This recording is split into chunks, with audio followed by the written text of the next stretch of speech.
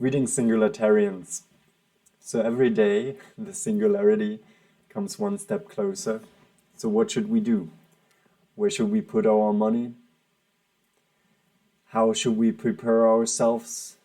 How should we choose our future? How should we educate ourselves? This is what we want to do. Together, we want to read the book of Ray Kurzweil, The Singularity is Near, and we want to go through it step by step and really test what are his convictions and opinions. So my name is Norman Schultz. I'm a doctor of philosophy, and I'm living in China right now, and it seems the singularity is one of the most important subjects in my life. So in that regard, let's immediately discuss the comments that I got to the last video.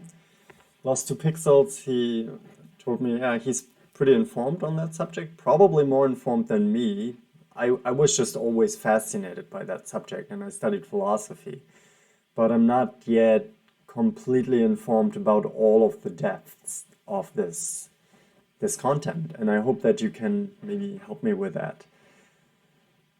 So the last question we were discussing, or that I was discussing, was really, is the singularity something positive or is it something negative? And Lost 2 Pixels, he says, well, generally I'm an optimist and I believe that the singularity will benefit mankind. I would also describe myself as having this positive attitude that things will change to the better. And so I also see a lot of chances in the technology that is coming. But of course, there are also dangers. I received another comment, a comment that YouTube probably didn't post, and it was pretty insulting. It said that Ray Kurzweil is technically, well, I don't want to repeat, but this comment really emphasized my attitude of promoting a very bad event. And again, I'm not promoting anything. I'm not promoting this book. I'm interested in the content, and I wonder, is the singularity positive or is it negative? Are the dangers far bigger than the positive outcomes? I'm optimistic about it, but that's just an opinion. That's not knowledge yet. So therefore, let's dive deeper into the subject and let's really figure out what it is about. So again, we are talking about Ray Kurzweil, a computer scientist, and in the last session we discussed how he compares the singularity with a black hole. And that technically means that we cannot observe it, we cannot see it, but we see that it has a gravitational pull.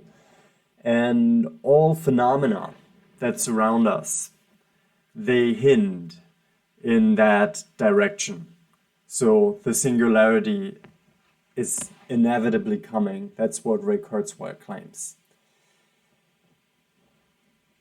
So I said that before, and I probably have to say it again and again.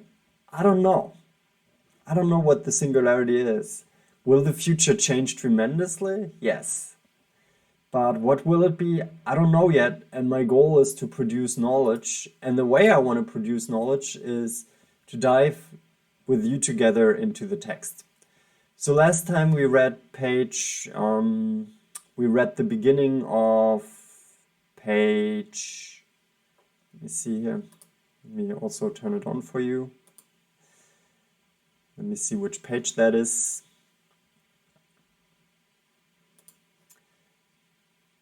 Page 24 in the document. It may have a different page number, but I cannot find it. Okay, and we discussed how he sees the singularity, how he wants to perceive it, and he called us singularitarians. We see that here. But now let's go on. And let's just discuss some terms. I want to pace up a little bit, but maybe that won't be possible. So, a very important aspect for the emergence of the singularity is the law of accelerating returns. which he calls the inherent acceleration of the rate of evolution, with technological evolution as a continuation of biological evolution. So what he means is that the development resembles an exponential curve and that it goes faster and faster. And what he then calls the key idea that is underlying the singularity is that the pace of change of our human-created technology is accelerating. Its powers are expanding at an exponential pace. And that is sometimes something that I wonder whether it's true. Certainly, we live a different life than in the 90s. But has it really impacted all areas of our life to a degree that it's also spiritual and existential, as he claimed the last time? I cannot say that. I think our life became more convenient. But philosophy, as the pursuit of true knowledge, of what the universe really is about, seems to me still at the beginning. And I don't say that we have progressed since Plato that much. This is the philosophical side, which is a reflection on the possibilities of our knowledge. But of course, with regard to technology and let's say what we know about the empirically observable universe, we have way better technologies, we have way better theories, we have better knowledge of how to use it, how to use predictions in our life, how to implement knowledge in our life. So we have better knowledge how to use theoretical knowledge. Maybe that's a way of saying it. Nevertheless, he points out, right in the next sentence, that exponential growth is deceptive. Why is it deceptive?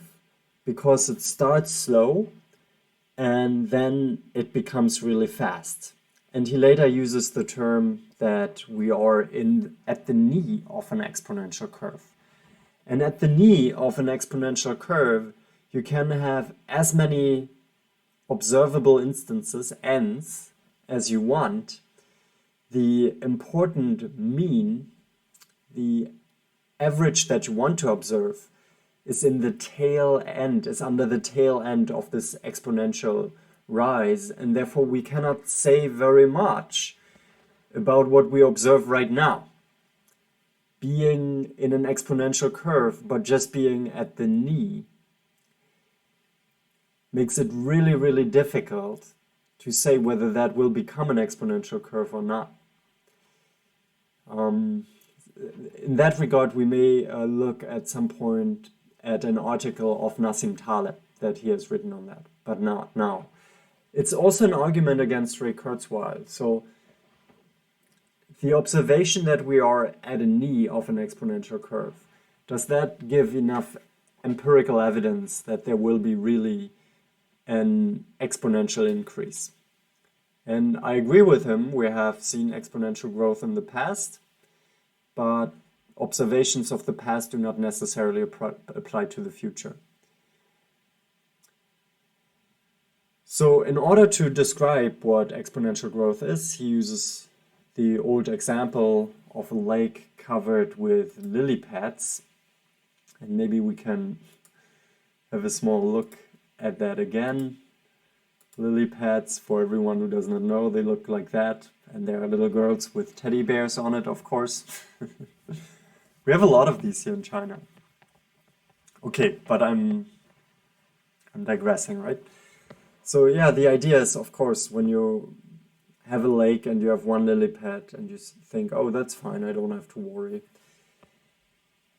And then the owner of that pond, or whoever that is, he goes on a vacation because the lily pads were just covering less than 1% of the lake. But when he returns, he's shocked that the entire lake has become covered with the pads, and his fish have perished. This is also always a very interesting example of how our slow mind usually works. We say, okay, like before he leaves, just half of the lake is covered with lily pads. And it took like, I don't know, 50 days until that moment. How longer will it take until the whole lake is covered? And of course, you all know the answer will be 1 day. But that's the deceptive dimension of exponential growth. It starts very slow, you're for very long in the knee, and suddenly it explodes. And he has different examples of people who have underestimating that pace. For example, Garry Kasparov, one of my childhood heroes. I like to watch chess a lot. He was an incredibly aggressive chess player, and he's still a very, very good chess player, but of course not playing in the top 10 of long chess anymore. And so he kind of gave up on chess because if he cannot be the best, he just doesn't want to play it. And this also raises a question because he said in the early 90s that no computer has anywhere near the capability that humans have. And then just 6 years later, it happened that he got beaten. For a longer period then, we had a similar statement in the game of Go. I remember that I believe in the year 2017 or 16, many people said that it will take computers at least 20 or 30 years more to beat humans. And then they developed AlphaGo and they just beat everyone by a margin. And now they also have implemented that technology in chess. Nevertheless, let's go on with the text. So these are the questions that we are looking at. And one interesting thing is that Ray Kurzweil says that AI will supersede our capabilities very soon. And what is interesting to me is that at the time when he wrote this book in 2000, he just wrote of one AI. Nowadays, AI is diverse and it's superseding us in so many levels, in so many different branches, that the question to me is more like, when do we find an AI unifier, a great merger that unifies all these different talents that AI has, which is still different from the question whether AI will develop intelligence in the sense of having a human soul. Intelligence possibly, but having consciousness, that may be a different question. Interestingly, I asked my students in my class what they think whether AI will ever dominate humans, and they said, no, humans will always be better. I think many people believe that, but I wonder what is the foundation for that kind of belief. Maybe you have an argument. If you have an argument, write that in the comments. So he states here the main thesis of his book. This book will argue, however, that within several decades, information-based technologies will encompass all human knowledge and proficiency, ultimately including the pattern recognition powers, problem-solving skills, and emotional and moral intelligence of the human brain itself. So he makes an interesting claim here about the different branches of whatever intelligence is. Pattern recognition, humans are usually called to be very efficient on that. Computers are doing on that well too now. After, what was its name? AlphaGo beat Lee Sedol in Go. It demonstrated that it can recognize patterns very well.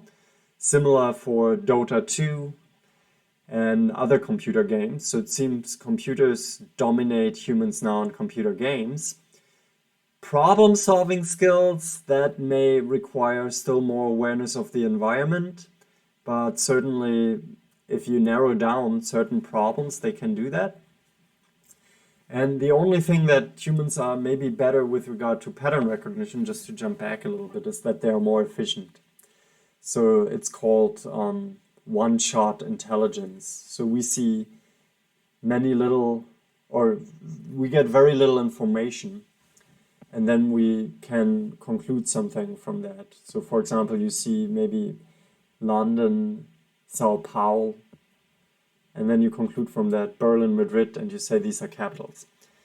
Maybe GPT-3 is like, this is the program that produces human-like texts, is also able to conclude from these two examples already that it's capital that should follow next.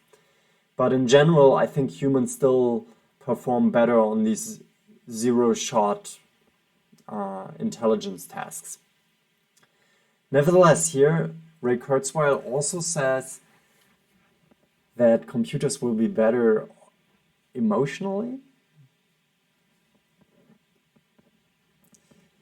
Maybe if they study human psychology and predict human behavior.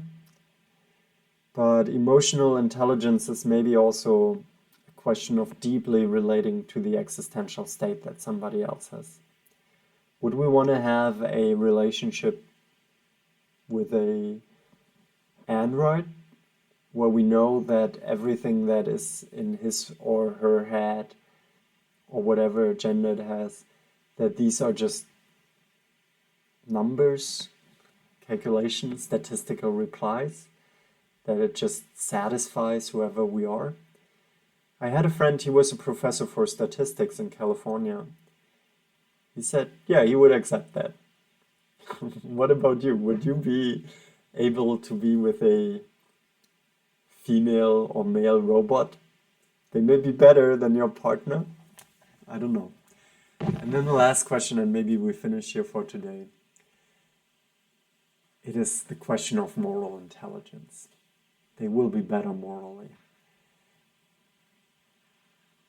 And I wonder, what does Ray Kurzweil perceive here as morally better? Do we have a moral theory that can already tell us exactly what is morally better? I think that's a difficult question in itself. So yeah, thank you very much for watching so far. I should have maybe said it during the video just to promote my series a little bit more. Please like and subscribe if you want to follow this series, and if you like to read a book together with someone. We really go through the whole book, and I think it may be better than just a normal audiobook where you just get the text read. So it's like more a comment of the book that may turn into a better conversation. So yeah, please subscribe. Please recommend it to others. Please discuss. Get more people involved who are interested in the subject, and introduce me to the communities that surround this subject. Well, so far, thank you very much. Don't be afraid of the singularity, and live long and prosper.